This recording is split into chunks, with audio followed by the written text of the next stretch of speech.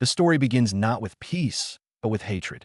Imagine the burning gaze of a man who has lost everything to war. The camera moves closer and closer until nothing remains but his eyes. They're not the eyes of an ordinary soldier.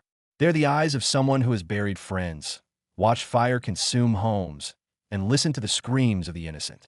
The desert is alive with violence. A U.S. cavalry soldier rides hard, his horse pounding the dust into the earth like war drums. His face is tense, his jaw clenched. Behind him, the land burns, homesteads swallowed by orange flames. Gunfire flashes in the darkness like lightning, each shot tearing the silence apart. Women cry, children scream, and men shout with fury as arrows and bullets cross paths in the chaos. And then, another face. The face of an Apache warrior. His skin is marked with war paint, black and red lines streaked across his cheekbones like symbols of death. His eyes reflect both fury and pride. To him, this is not just war. It is survival, a fight for his people, for his ancestors, for his homeland that was taken piece by piece.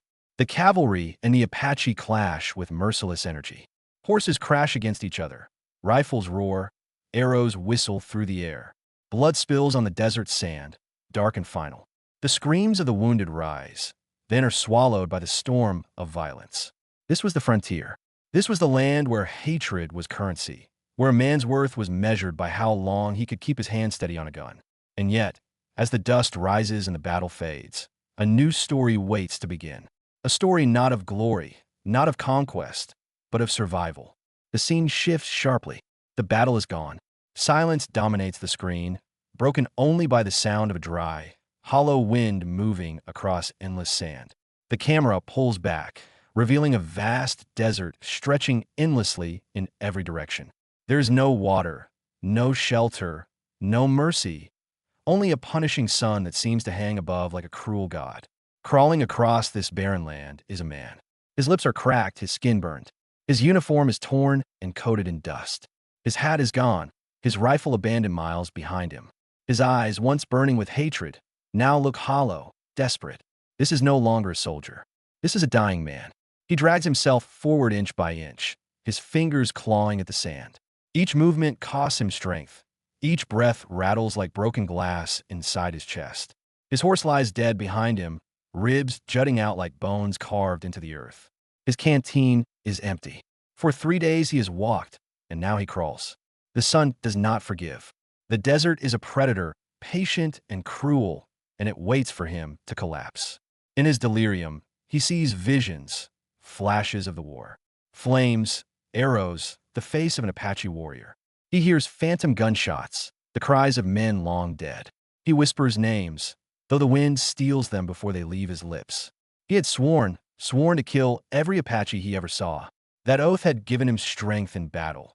It had carried him through nights filled with grief. But here, in the endless wasteland, hatred means nothing. It will not give him water. It will not keep him alive. Now, survival is all that matters. The desert holds no mercy, but it does hold memories. As the soldier staggers forward, his mind begins to betray him. Exhaustion twists his vision, and the heat presses down on his skull until every thought feels like fire. And in that furnace, the past returns. He remembers the night of the ambush. A cavalry patrol, riding under a blood-red sunset, laughing, talking, careless. Then, the silence, followed by arrows. A rain of death. Horses screaming, men falling from their saddles, clutching their throats as blood sprayed across the sand.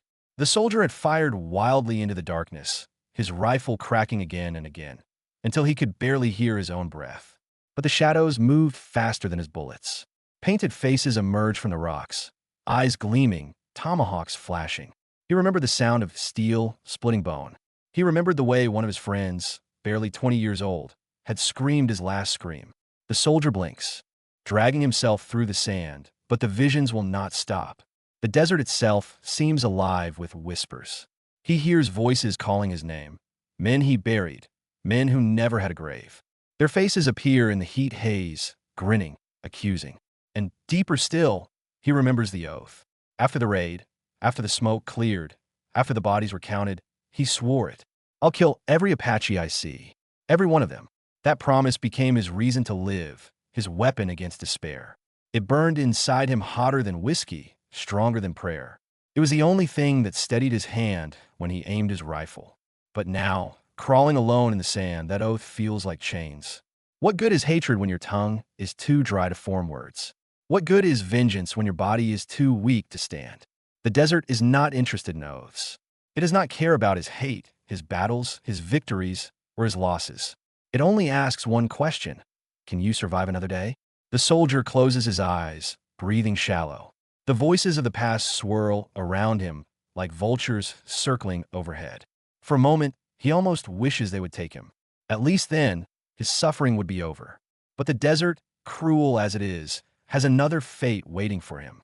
The sun was a hammer. Each strike of its heat fell heavier on the soldier's back, and with every moment, he felt less like a man and more like a shadow waiting to fade. His hands trembled as he pressed them into the sand, dragging himself forward. His tongue was swollen, his breath a shallow rattle. He thought of water the way a starving man thinks of bread. Then, as if the desert itself shifted, a shadow fell across his body. At first, he thought it was death. Perhaps the Reaper had finally come to end his suffering. He tried to lift his head, but his neck felt carved from stone. Through the blur of sun and sweat, he saw a figure kneeling beside him. Dark skin painted with streaks of red and black. Long hair bound with leather strips. Eyes sharp, unblinking, watching him with the coldness of a hawk. An Apache. The soldier's breath caught in his chest. His hatred, his oath, his vow, all of it surged back in that single moment. His body screamed for him to reach for a weapon, to strike, to defend himself. But he had no weapon. His rifle was gone, his knife lost. He was powerless, helpless, and thirsty. The Apache warrior did not move at first. He simply looked at him, studying his face as if measuring his worth. Then, with calm precision, he pulled a water pouch from his side and held it out. The leather skin dripped with condensation, a drop of life in an endless sea of death. The soldier stared at it, torn between instinct and desperation. This was the enemy, the very man he had sworn to kill. And yet, here he was, offering him salvation. His cracked lips whispered something, though no words came out. His hand shook as he reached for the pouch. The Apache did not flinch, did not move, simply let the soldier take it. Water spilled into his mouth, burning like fire at first, then cooling, soothing, filling his body with strength he thought he had lost forever. He drank greedily, coughing, gasping, clutching at the pouch as if it were the last piece of the world that mattered. And through it all, the Apache watched. Silent, unreadable. His face gave nothing away. No anger, no pity, no triumph. Only patience. When the soldier finally pulled the pouch away, trembling and wet with life, he forced himself to look into the Apache's eyes. What he saw there was not hatred. It was not mercy either. It was something beyond both, something he could not yet name. For a long moment, the two men simply stared at each other. Enemies bound by war, bound by death, bound by the desert itself. One had sworn to destroy the other. And yet, in this barren place, survival had drawn them together. The soldier's mind swirled with questions. Why had this man spared him? Why had he chosen to save when he could have walked away and left him for the vultures? The desert wind howled, carrying no answer. Only silence. And in that silence, a truth began to form. Sometimes, hatred is weaker than hunger. Sometimes, vengeance bows to the weight of mercy. But mercy can be as dangerous as any bullet. The desert stretched endlessly, a sea of stone and fire that seemed to erase all lines between past and present, between friend and foe. The soldier sat slumped, the last drops of water still cooling his throat. His chest rose and fell, each breath harsh but alive. And across from him, silent as the rocks, stood the Apache. The soldier's eyes followed the warrior's every movement.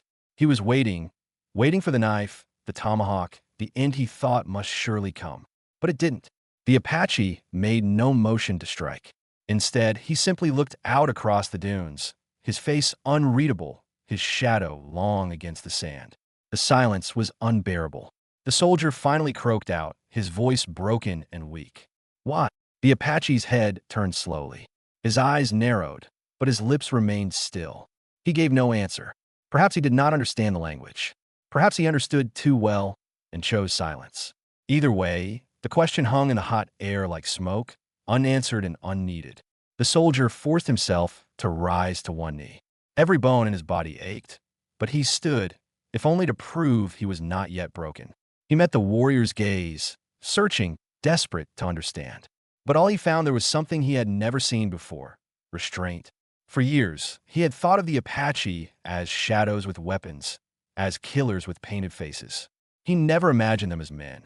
Men who chose, men who spared. Hatred had blinded him. The desert was stripping it away. They stood in silence for what felt like hours, two enemies locked in an unspoken truce, bound by something greater than war. Survival. The soldier's mind drifted back to his oath, to the promise he had made in blood and fury. I'll kill every Apache I see. But now, staring at the man who had just saved his life, the words felt like ash. How could he hold to that vow when mercy stood before him in flesh and blood? The Apache shifted, turning his gaze to the horizon. With one slow gesture, he pointed to the distant line of mountains cutting the sky. The soldier followed his finger, squinting against the glare. Was it a direction to water? A path to safety? Or a warning to leave and never return? The meaning was unclear, but one thing was certain. The Apache was not here to kill him. Not today. The soldier's throat tightened. He wanted to speak, to thank him, to curse him, to demand answers. But no words came. And in truth, words were useless. The desert didn't need them.